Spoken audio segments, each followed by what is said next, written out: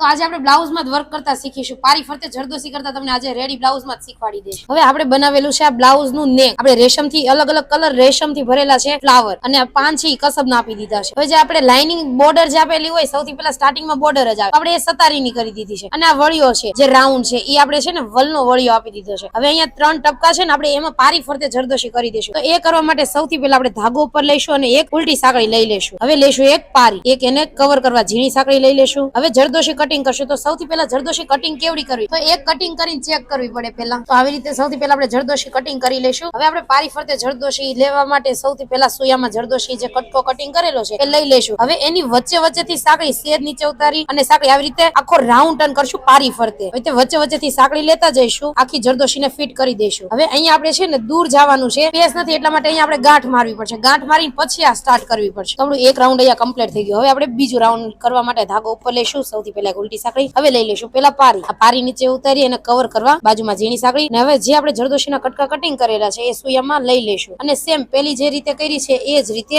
સેજ સેજ નીચે ઉતારતા જશું. પારી ફરતે આખો રાઉન્ડ ટર્ન કરી દેશું ને વચ્ચે વચ્ચેથી સાંકળી લેતા જઈશું. આ પણ થઈ ગઈ. હવે અહીંયા પાછું આપણે એન્ડ નોટ લગાવવી પડશે. તો અહીંયા આપણે એન્ડ નોટ લગાવી દઈશું. હવે આપણે લાસ્ટ વાળી, તો એમાં પણ ધાગો ઉપર લેવો પડશે. એક ઉલટી સાંકળી, ઉલટી સાંકળી તો છે ને ફરજિયાત બધે જ લેવાની છે. હવે ફરીથી પાછી આપણે પારી લઈ લીધી છે, એને કવર કરવા લીધી છે એક ઝીણી સાંકળી. હવે ફરીથી જે જરદોશીનો કટકો કટિંગ કર્યો છે એ આપણે લઈ લેશું અને એમાં વચ્ચે વચ્ચેથી સાંકળી લેતા જઈશું.